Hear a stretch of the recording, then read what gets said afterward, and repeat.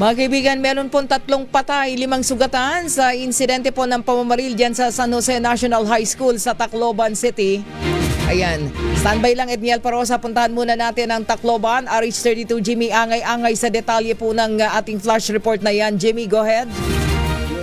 May nagdulot ng matinding takot at kaguluhan sa San Jose National School, Tacloban City matapos maganap ang insidente ng pamaril kani-kanina lang na hanggang ngayon inahabol ng kapulisan ng isa pang suspect.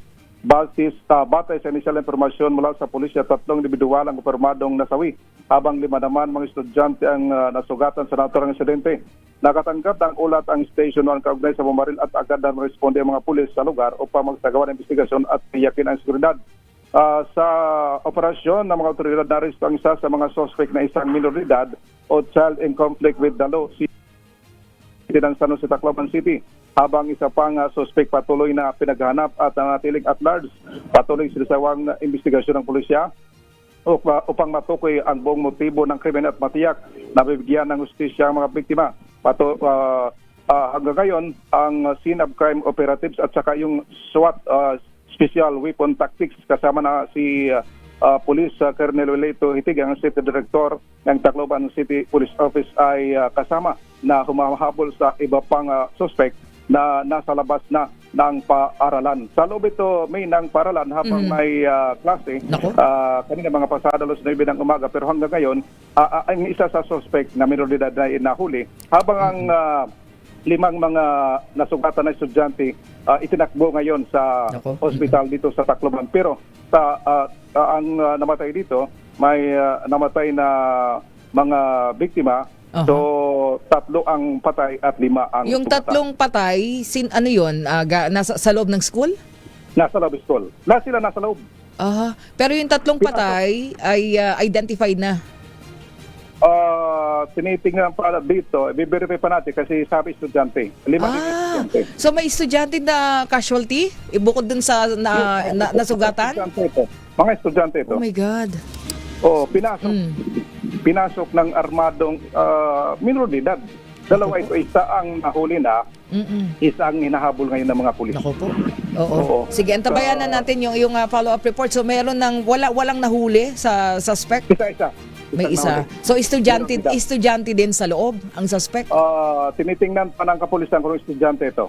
Pero minor de edad, estudyante, San Jose National School. Malapit ito may sa airport na eskwelahan. Sa Tacloban City. Oo. Yung mga 5 estudyante na sugatan andun sa ospital. Tapos yung 3, puro estudyante din yung casualty. Yes. Nakakalungkot naman yan. Pero ilan daw ang possible suspects? 2. 2 lang ang may gawa. Tapos menor de edad, may dalang mga baril? Yes. Oh my God. May may guard, pero estudyante naman, parang kampante kasi estudyante. So talagang might be mga kaklase or schoolmates lang? Mga tinitingnan dito kung isa ang estudyante, yung isa kung tagalabas. Nakakalungkot. Kasi nag-close door meeting ngayon ang Department of Education dito na, City Government of Tacloban, Vice Mayor andito na, saka yung City Director ng Tacloban City Police Office. Kinordon na yung area, wala nang mga sibilyan na nakapasok. Pero ang mga kapulisan lumabas, ang mga taga-SWAT kasi hinahabol pa yung isa. Nasa labas na doon dito sa may nakita dito sa puno ng akasya. Hinahabol ngayon ng mga kapulisan. Yung pong sitwasyon. Nakakalungkot naman yan, uy. Opo. Akala ko mga sugatan lang, pero may patay pala. Nakakalungkot naman. Okay, antabayan na natin yung mga follow-up report mo. Makausap tayo ng ating mga otoridad dyan, Jimmy. Nag-meeting pa bago magbigay ng mga informasyon. Ito, initial lang ito, pero galang ito sa PNP na informasyon na nakuha natin. Okay. Mula dito sa DYB Lacson Radio Tacloban, angay-angay para sa DZRH, una sa Pilipinas, una sa Pilipino.